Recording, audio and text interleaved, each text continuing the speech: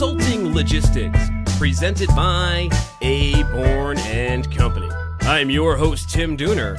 Thanks for being here for our very first episode of SCU30 on Consulting Logistics. That's Supply Chain Under 30, a format we will be doing from time to time on the show where we showcase students, entrepreneurs, influencers, and other members of our great supply chain community who are under 30. For this launch episode, I'm strapping 2 rocket boosters to my back as I bring a couple of Aborn Co.'s own brilliant young minds on the air. Caleb Johnson, an account manager, load planner, social media champion, and occasional scribe on the blog at abornandco.com/blog.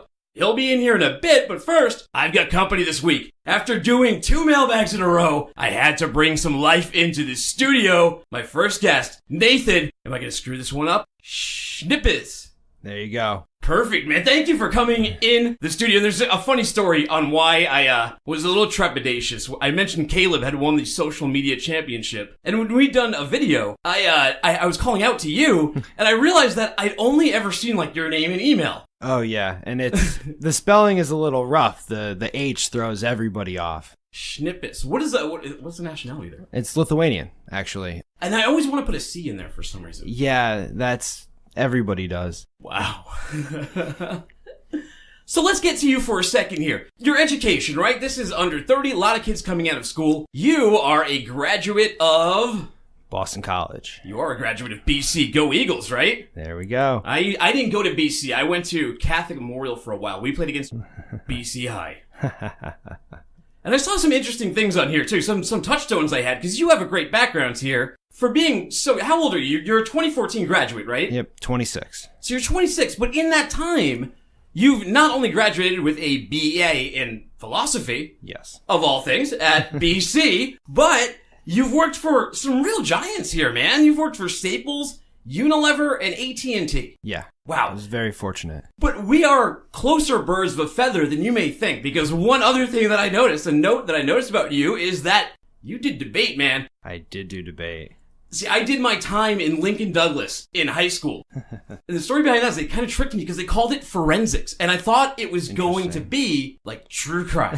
But it ended up being debate. But it was fine because I like arguing anyway. What kind of debate did you do? It was Lincoln Douglas. So it was like public debate or policy debate? It was on like political things. So like you'd go up in front of the room and you'd wear like a suit and you'd give a speech? Yes. More pretty or less? much. It was to replicate the Lincoln Douglas debate from way back when. It's its own little format, but it's a fun one. It's almost like the trial version of debate. Yeah, and that format for debate is very interesting, and it always is visually appealing. What I did in school was policy debate, which is a lot more, let's call it gritty.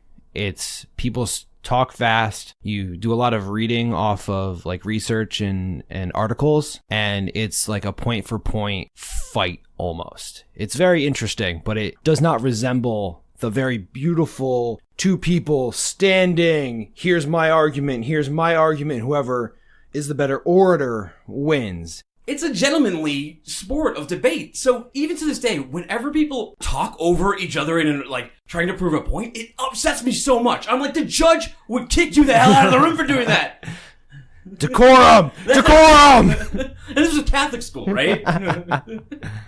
What else do we have on here? So 2014, you graduate from Boston College. First place you go, what would you, tell me about this little road real quick. You went to AT&T, Unilever. So I got an internship at AT&T. My father actually worked for AT&T. So they opened up a program where they were taking on interns. I was in Ireland at the time, studying abroad, and I got a phone call from him saying, you need to call this number right now. This is your interview for this internship. I called them, talked to them for like 25 minutes. They called me back like after I got back to the States a couple weeks later, saying that I got the posting. So I go there, and the first thing they do is they have me pack computers into boxes for a week because they did not know what to do with 2 interns. So they just had us stuck in the back room doing whatever they could think of just to keep us busy. Not for nothing, but that reminds me of literally every job I think I've ever started. Yeah. It's really weird when you get out of school and like they have nothing for you, right? And you feel kind of unwelcome and like, did they know I was coming? And it's like, well, that's the thing too, is they got here and it's like, so we forgot that you were coming and we didn't get anything ready for you to be here. The big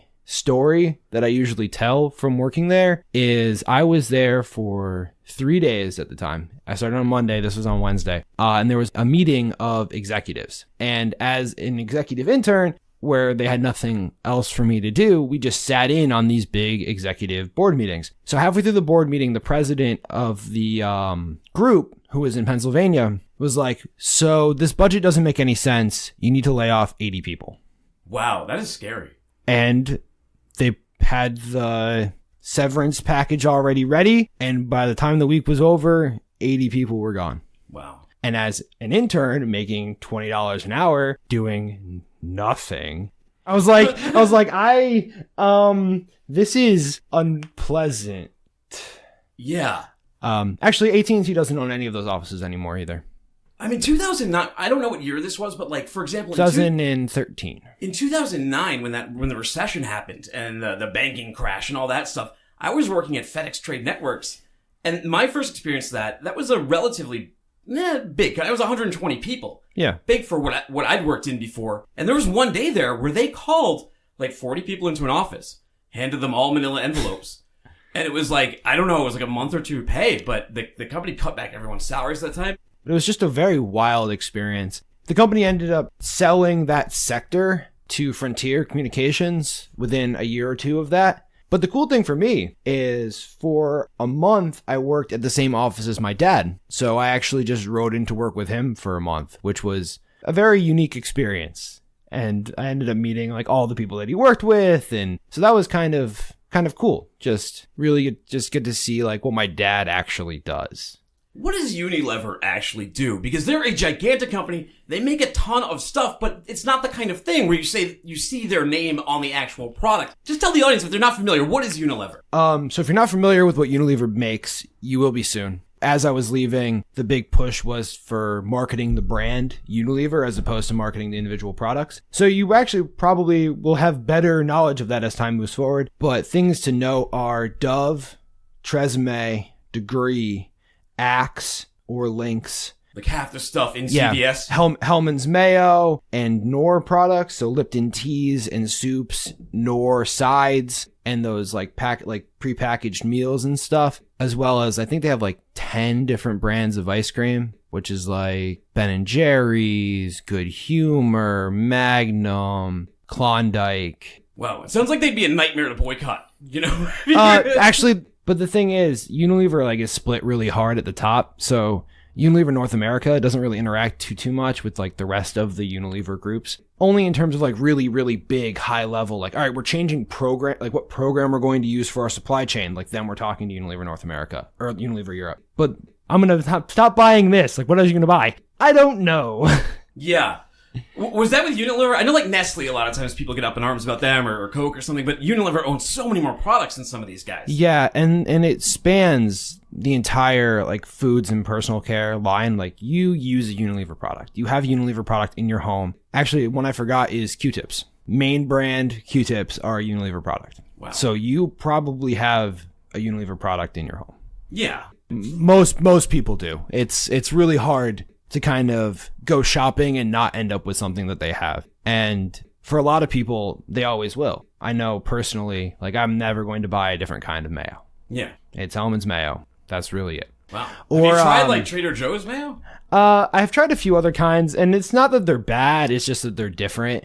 Yeah. And you have a refined mayo palate. I don't think I could tell the difference. I could tell like Miracle Whip, but I couldn't tell like Hellman's from the. Well, it's one of those things like if you put it in like a tuna salad, you can't tell, but like on a sandwich sometimes you can. Yeah. You know, when you're eating it more directly, you know. So we're dancing around for a second here, but what do you do now? So we got Nathan here. He's a data scientist over here at Aborn Co. What does that mean? What does a data scientist at Aborn Co. even do? So primarily my responsibility is to put as fine a point on it as I can. Is when data comes in, I prepare it so that it can be reviewed by subject matter experts. At some point in the future, I hope to be more of a subject matter expert, at which point I can provide more analysis than I do now. But typically I'll gather all the data, package it into very clean reporting structures so that it can be reviewed and presented to clients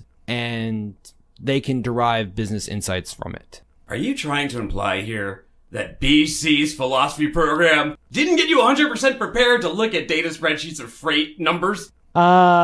Let's not besmirch BC because... Oh no, I love BC, man. I love BC. Let's touch on that for a second, though. Because now I'm getting pulled in two directions, and I'm not sure which way to go right now. Because I so want to know, I want to know about the job that you do, but I also want to know how you even got here. So let's just do that. Let's go back to the beginning. When you were 10 years old, what did you want to be when you grew up? Pretty sure when I was 10 years old, I wanted to be an astronaut. You wanted to be I wanted to be a fighter pilot. That's either an astronaut or a firefighter. That's like some of the more common things everybody wants when they're 10, though. Yeah, well, the fighter pilot and the astronaut thing, you and I were disqualified pretty early on because we're both too tall and we both have bad eyesight. You wear glasses and so do I, contacts. Yeah. Dreams destroyed. Yeah. 10-year-olds unable to do future planning. So you didn't become an astronaut, but you did go to BC. Why BC? What made you choose that path? I really loved Boston. I came to visit a few times, and the last time before going to college was in actually November of my senior year of high school, and I just loved it so much. I was like, I need to come back here. Yeah. This is where I belong. This is where I need to be. So I actually applied to like 10 different schools in Boston, and when I came around to visit, I went to Chestnut Hill to visit BC's campus, and it was just, I just fell in love with the campus. The buildings are so beautiful. The grounds are so nice. Everyone there is so kind. It was just a really great, the tour was just such a great experience that I knew that this was where I needed to go. It's kind of funny. You loving a city is the reason I transferred schools in my second year. I went to California Institute of the Arts, but before that, I was at Bennington College for a year in Vermont. And they had like an internship program where you go out to California, and I really wanted to go out to California. And at the time, I was like, this is one of the only ways I can get to California right now. Yeah. I want to go to Hollywood. I'm transferring. So the Boston thing, though, where are you from originally that you wanted to get to Boston so bad? Connecticut.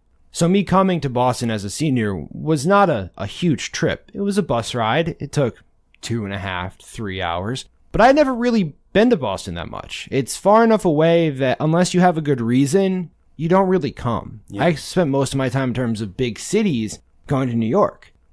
Pack up for a family trip to go to the big city was New York. Did you live in, were you in Bristol? Do you ever see Aaron Hernandez driving back and forth? No, I was down in Fairfield County in Shelton, Connecticut, if you've heard of it. I've been to Glastonbury. They've got a Carvel factory over there. Big Carvel Cookie Puss fan.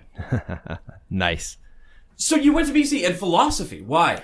So I was actually in what's called the Perspectives program. It's a great book series. So what that means is every class section focused not just on philosophy, but on a different discipline. So the disciplines were philosophy and theology, philosophy and natural science and math, philosophy and the social sciences, and philosophy and literature and music.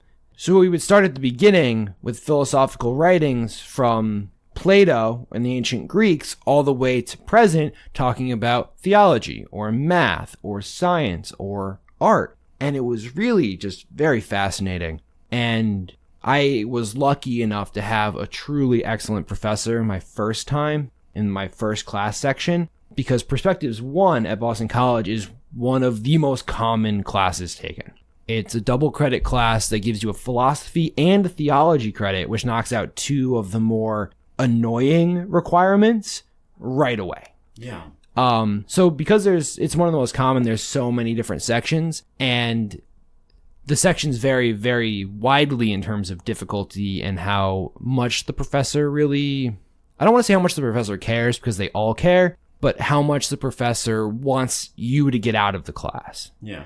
So I had what was widely considered to be one of the toughest professors in that section, and because of her and because of what I learned and the way that I learned it in that class, I knew that this is the track that I wanted to be on while I was at BC. I bring it up because there's such a dichotomy between philosophy, which is about free thinking and ideas and introducing new ideas, and then data, which is math, which is like there's only one right answer. It's such a they almost seem like polar opposites. They're a lot closer than you'd think. Really?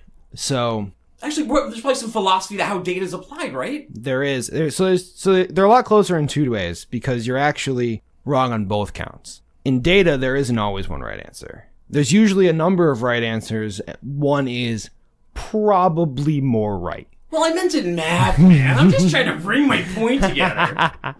But yeah, in data, there's not always one right answer. There's not always one clear-cut method for solving a problem. So you have to be able to use critical thinking and use a little creativity and use a little theory and kind of work your way around a problem, which is a very philosophical way of approaching any kind of obstacle. On the other side, because of the structure of the program I was in, where it was philosophy looking back through history, it's kind of important to mention that before 1850, all scientists were actually philosophers. Even Isaac Newton, the math guy, the physics guy, was a philosopher first, and then like an alchemist second, and then kind of just a crazy person third. But he was a philosopher first. The idea of moving into science as being a completely separate thing from being engaged in philosophical research is not really true. And more people engaged in these kinds of things could probably benefit from a little philosophical education, a little time thinking, a little time, more time doing, persuasive writing and that kind of work. I really set myself up for this one because this is not the kind of question you ask for a debating philosopher, It's fun to argue both sides. No, I'm glad that you phrased it that way and that my phrasing was so remedial because what you said was actually pretty profound. And it's something that we come across a lot because we talk about the philosophy of the supply chain, right? And for a long time, there's been sort of this antiquated thinking where everything starts with a number and ends with a number, but that number is the same number and it's a rate on a quote. Yeah. And that's the totality of your supply chain and it's 10% of the supply chain. Yeah. As we, start getting into data and stuff like that, we realize that doesn't even tell close to the whole story. But your background, so philosophy, now you're in supply chain. How did Aborn come on your radar? So I was at Staples, and Staples had just been sold. So there was a lot of instability. There was a lot of, I don't want to say fear, but there was a lot of concern. And there was some changeover of leadership at the top where that was unexpected. And I was no longer super confident or comfortable in the position I was in. So I started looking around for a new position and I saw the posting and I sent him an email and had a very, very interesting conversation with Steve about data and the future of data and supply chain. And here I am. Wow. It was very fortunate. It was a very quick process, which was perfect for me. Yeah, well, the supply chain needs more people like you who are looking that way. But my question now, though, so you're relatively new to supply chain. You kind of fell into it. I did a similar thing. So I learned on the job. It was kind of trial by fire. And a lot of the stuff I didn't even have the basic concepts of because I hadn't worked in it. So, yeah, there's only so much training you get in this business. Even at FedEx Trade Networks, which did a wonderful job at training, but in a very limited scope. You get trained in how to do certain entries. Yeah. And you kind of have to figure out the rest on your own. Here is the script. Follow the script all the way through, then start over again. So when you first saw like a spreadsheet here, like what's on data? What does data look like that you receive? Just so people can visualize it.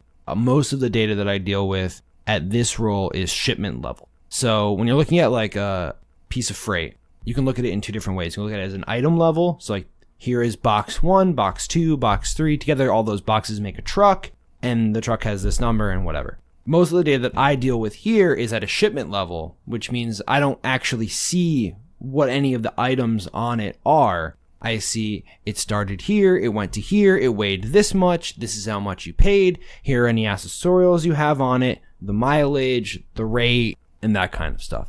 So it's not super complex data from a field's perspective.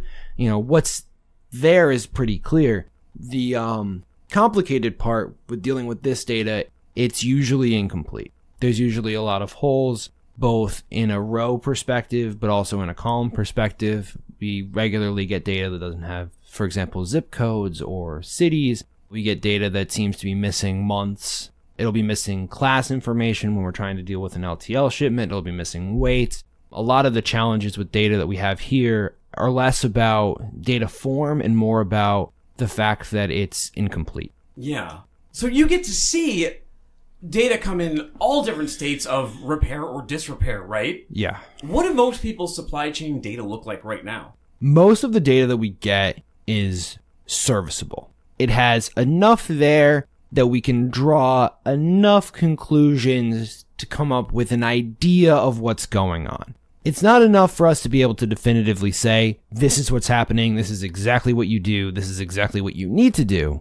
Sometimes it is. Sometimes it's very, very complete and we have a very good idea of what's happening. But sometimes we get the data, we fill it out, we send it back to the client, and they're like, well, we ship 70% of our loads to location B, but location B isn't present in our data sheet at all.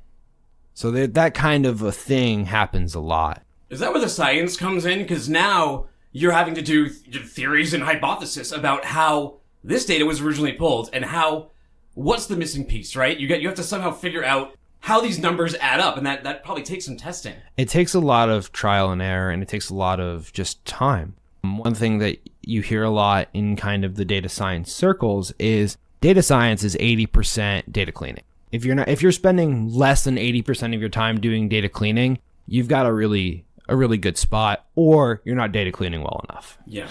So I was ready to be doing this when I got here. I'm pretty comfortable with it. I actually enjoy the data cleaning. It is kind of like a mystery. You're piecing through, you're trying to figure out what's missing, why it's missing. Can we fill this in? Do we have to just disregard this entry? And a lot of times you do have to just kind of piece through line by line and figure out what's going on. Now that you've been in the role for a while, and I think we've both been here around the same amount of time. We started last spring-ish. Yeah, it was end of spring, early summer for me. What has changed in your perception of what the job was going to be and what it actually is? I had very little idea what I was getting myself into. My interview was very, very technical, very high level, very aggressively science heavy. So I was a little concerned when I started. I was very happy when I came in and I found that the work that was needed of me right away was right what I was experienced in, and I was able to immediately just make improvements and have an impact from the moment I sat down in my chair, which is always a really great feeling when you start a new job. So what kind of advice then would you give? Because you made some changes. You started with a different degree and career path. You kind of moved around between AT&T, Staples, Unilever. What advice would you give to other young professionals thinking of getting into supply chain? And what's different about supply chain than their notion? Because I think supply chain is getting a lot more cooler, a lot more tech, a lot more futuristic. You're seeing a completely different type of person entering this field now.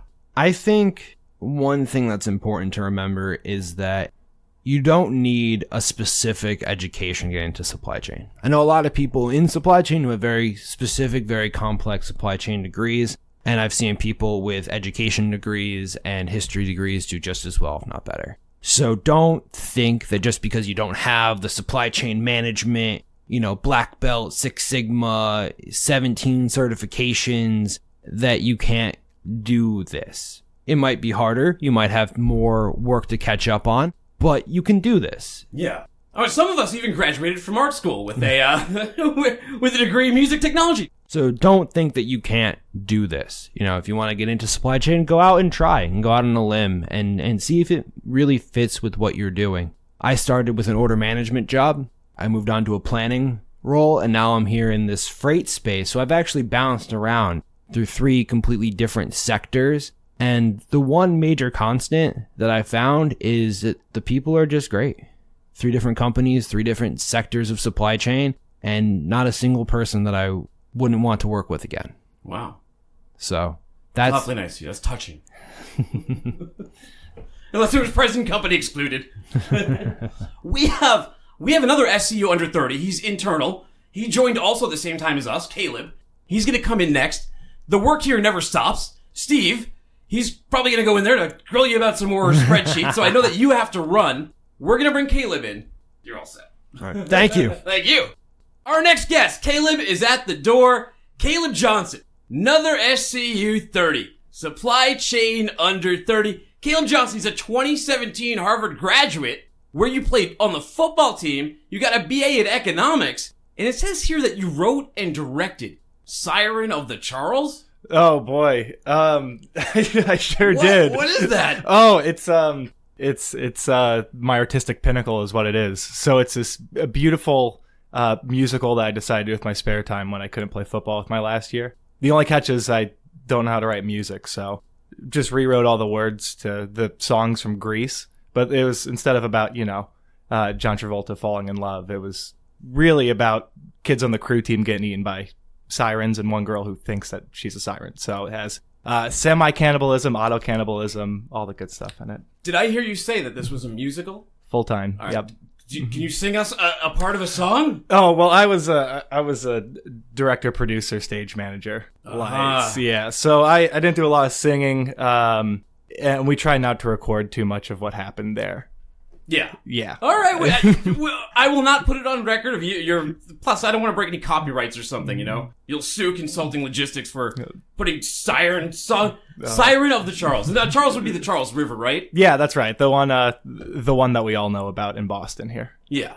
And you played football. What position did you play? So I was a middle linebacker for 2 years, tore my ACL, got slower, got heavier, got moved to the D end position, which, I wasn't quite as good at, but it was a fun time. Yeah. Yeah. Good lineup there and, good coaching and all that. So I had fun. Even if I didn't get on the field all that much, I still, made my mark mostly by yelling from the sideline. Go Harvard! Win! Go Crimson! Well, Caleb, I'll tell you one place where you didn't sit on the sideline, and that's global action. You were in Botswana. How did that come about? How do you end up in Botswana? Wow, I just got lucky, frankly.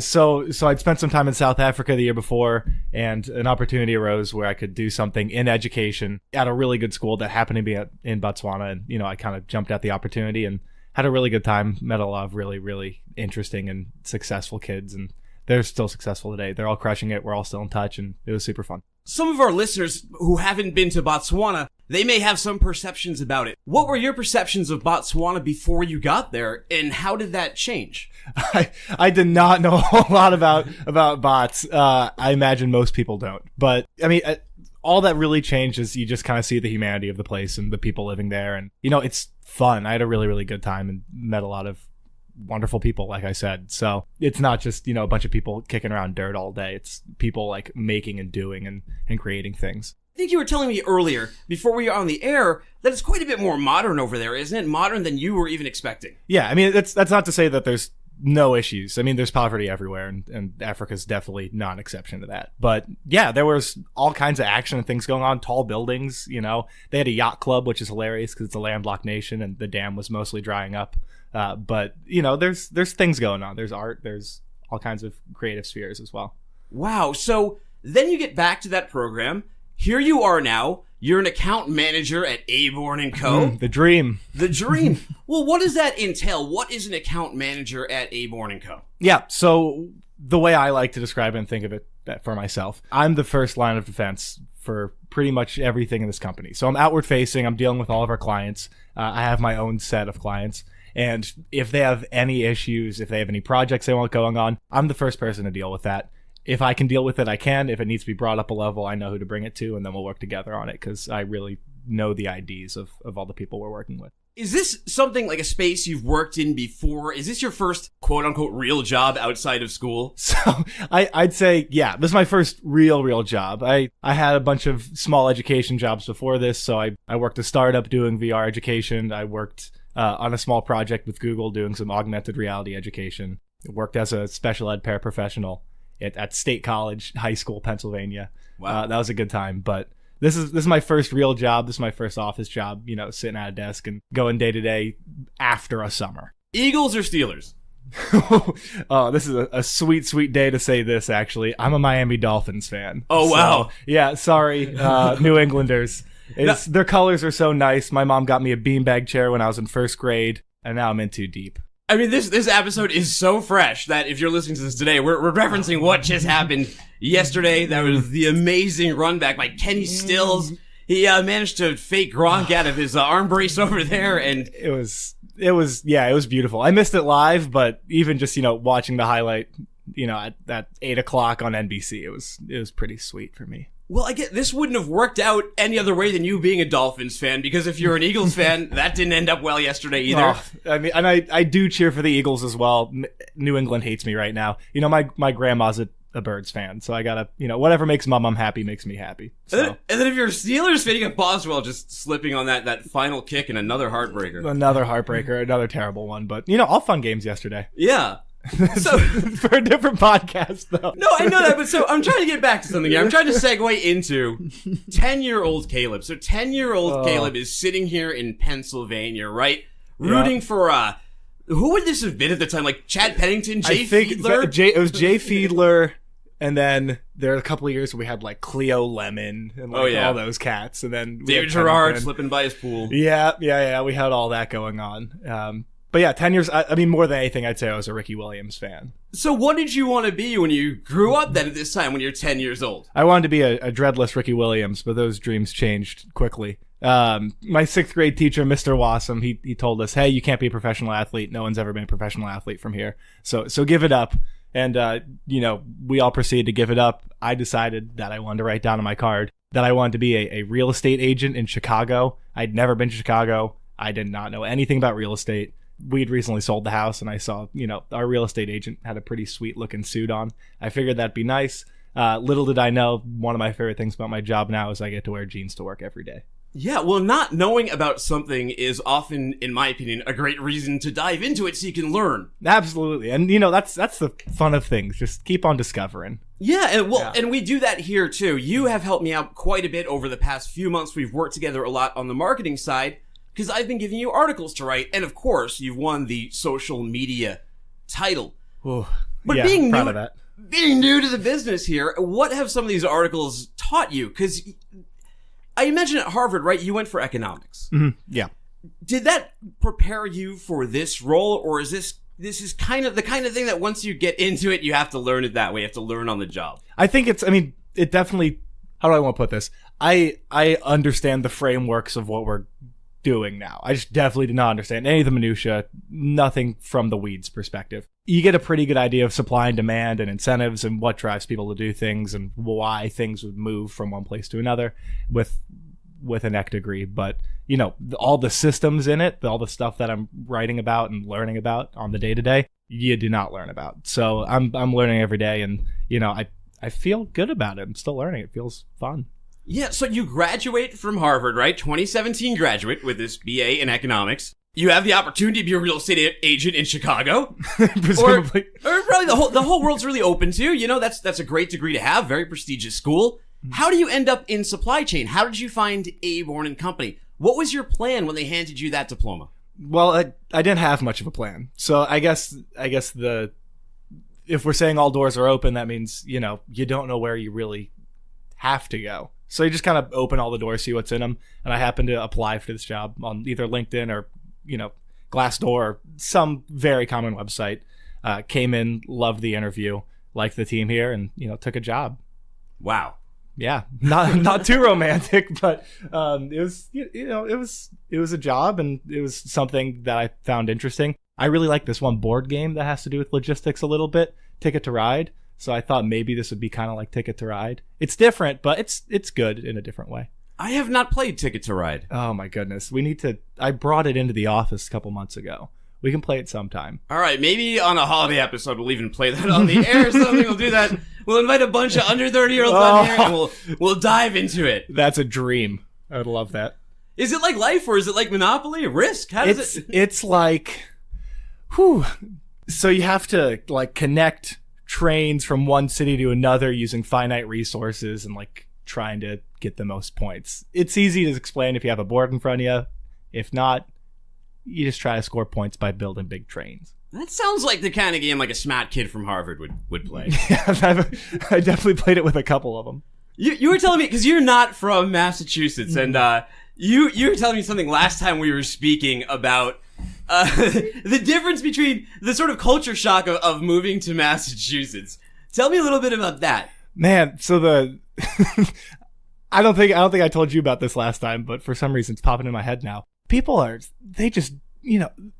terrible pedestrians up here. They're really not nice about it. They just walk in front of cars. They figure the car will stop. I've always waited and looked both ways. I don't know how big of a cultural difference that is, or if it's just a city thing.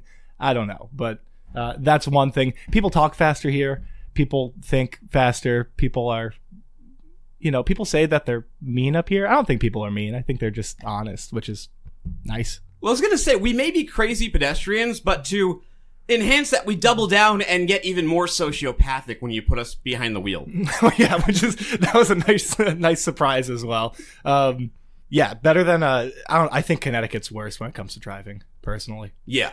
Yeah. Well, because you get the crazy from New York, you get the crazy from Massachusetts, and then then you get the hybrid from Connecticut, so you have a bunch of different styles going on at the same time. Yeah, it's a mess, and they really don't play well together. Yeah, because there's different amounts of aggressive. It makes it harder to predict, right? You know what someone from Massachusetts is going to do. You can see it a mile away. And it's different. They don't communicate in the same way. They honk instead of, yelling in a fun accent out the window. Just stuff like that.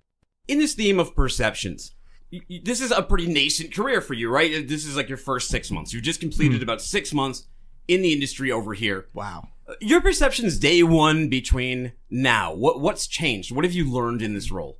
I thought that with an industry this, old and heavy in tradition, that there would be some sort of precedent on how things work. There was an established system. Something I wanted to ask in my interview, never did, was, so who pays for it? The person shipping it or bringing it in? And I realize now that's just a dumb question. There's no rules on who's paying for what or how it's moving or when it's moving or how schedules work or anything. I'm just kind of learning now, and I guess I learned pretty quickly. Things pretty often, they just go on the fly, and if something needs to get moved today, especially with the Amazonization, I don't know the word, of the industry, things are moving quick, and when things are moving quick, sometimes people are scrambling. Yeah, technically there are rules. There are things called Incoterms, which decide how shipments move. Yeah, check the episode. But there's not there's no one size fits all supply chain solution, which is kind of what makes it so complex and complicated, and probably for you makes each account a new learning experience. Oh yeah, everybody does the whole thing differently, and while we're pushing a couple solutions, how those solutions actually work with any given client can be totally different. Have you noticed through that, though, any best practices just from your role in doing this load planning and customer service and advising customers on the movement of their freight? Yeah, so I guess step one, and we've talked about 1,000 times on the show and with each other in the office, you got to get clean data. If you don't know what you're looking at, you're not going to know how to fix it. So step one is get a good quantitative idea of what your company even is, what your shipping program looks like. And then from there, you can make moves as necessary. And when we say data, because I think that's sort of an abstract term and people, they get confused. They think it's a spreadsheet or something. But in a lot of ways, what we're really talking about is a process, right? Mm-hmm. You need a process in place and a system in place to capture this, to enhance your communication internally and externally and bring that visibility. So when a partner like you is seeing the data, they really understand how your shipments are really moving. Yeah. So, data can be this big, abstract, messy thing, but it's not useful unless you domesticate it. So you really got to get it, in a cattle chute, know where it's going, know what it means, and have some consistency from month to month, year to year, so you can use the thing. So yeah, I'd agree. We definitely use it a lot in my position, in Nathan's position. It's necessary stuff. So my next question for you, now that you've been here, again, somewhat limited experience, 6 months, but what do you want to be when you grow up now? What do you want to be 5 years from now, 10 years from now, 15 years from now? Do you like supply chain? Do you like the evolution and the direction that this is going? Where do you see yourself? The thing is, I can't even tell you where I think supply chain is going to be in 5 years. So I think it's crazy for me to guess where I'd be within that, but I do like the field. I like the people in this office. I like what's going on. So I definitely want to stick around and, see how the rest of the movie plays out. And what kind of advice would you give to our younger listeners, the ones who are in college right now, in thinking of that career trajectory? I imagine if they press play on a show like this, logistics is at least somewhere in their research, right? Yeah. So, if it's somewhere in your research, good, something's going on. This is a growing field of heightening importance. There are people that are on C-level positions running this kind of stuff. It's growing like crazy. And something I will say, if you're not studying supply chain, that's okay. This is such a big industry that you can be studying a slew of different things. Nathan's a data guy, Tim's a creative type, and they're all still working in, quote unquote supply chain. So it's not just people, routing and planning freight. You can be doing a whole bunch of different things and still touch on the industry. Yeah, there's a lot of career trajectories now where it seems like you have to have this path plotted out when you're 16. And that's a lot of pressure. You know, you got to make sure you have a certain degree to get into certain fields. And that barrier to entry, at least right now, it may change as the field gets more technical, but right now that's not really there. It's almost like the liberal arts job of the business world in a lot of ways. And it's beautiful. It's a liberal arts job. You know, I ended up doing some of these articles with you because I had some free time one day and was just, you know, knocking on doors around the office, and you said, yeah, write a thing. And you know, it kind of took off in that direction. It can really go any way you want it to go. At least that's true in this office. That's, you know, small and malleable and moves pretty quickly. Yeah. So you've been covering a little bit of the tech. That's some of the articles I've made. You're right. So let's not look 5 years. Let's look 1 year. What has you excited for 2019? So I was thinking about this. I think one thing that's got me excited is the Lion King reboot. That's going to be really good. And then most definitely TransTech 2020. Ooh, boy. I was out on the Lion King remake because I saw the Jungle Book one, wasn't that sold. I love the original Lion King and watch it with my kids all of the time. I love the soundtrack to the Broadway musical. Mm-hmm. And I was like, how are they going to translate? But then I saw the trailer for it, and it's got James Earl Jones. And it has to have James Earl Jones. And then it's got that ominous stampede, and I don't want to do a spoiler here, but it's got an ominous stampede. Spoiler. Bison No, buffalo. you're allowed to spoil this. They had their chance. And then it's like, Gagenya! Oh my god, it's so powerful. I was in the second I saw that trailer. Yeah, no, I'm excited for it, but not nearly as excited as I am for TransTech 2020. Well, yeah, and perfect. I'm glad you mentioned that. Let's do a couple reads here. Do you want to hang out for them? Yeah, I can read these or listen to these while you read these. All right, guys. Announcing on October 10th, 2019, Aborn Company presents TransTech 2020, a supply chain vision and innovation conference. This event is the first of its kind in Boston. Join our panel of speakers from the worlds of logistics and technology as we discuss the modern needs of the supply chain and the merger between the physical and digital footprint that freight generates. We'll be talking about AI, automation, autonomous vehicles, blockchain, data purity and capture, future-proofing the supply chain, market conditions, TMSs, and so much more. Head on over to transtech2020.com for registrant and sponsor details, and 2020 is the number 2020. If you have any questions, comments, or suggestions, feel free to email me at tdooner@abornandco.com. That's TDOONER @abornandco.com. I'd be happy to learn something new with you. Looking to take control of your freight and future-proof your supply chain? Get ready for tomorrow today with Aborn Company's Advantage Modern Managed Freight Solutions. Find out how we've combined traditional freight management fundamentals with data and technology to help companies reduce freight costs, improve carrier service, and bring visibility to their supply chain. Visit Aborn Co. now to set up a complimentary consultation. Isn't it time you got optimized? For this episode and all of our previous shows, visit consultinglogistics.io or simply search for Consulting Logistics on iTunes, Spotify, or your favorite podcast player. And hey, if you like the show, don't forget to rate, review, and subscribe. Caleb, that's it. We're out of time. Why don't you do the honors? For Nathan Shnipes, Tim Dooner, and myself, Caleb Johnson, I'm saying, take care and happy shipping. Thanks, man.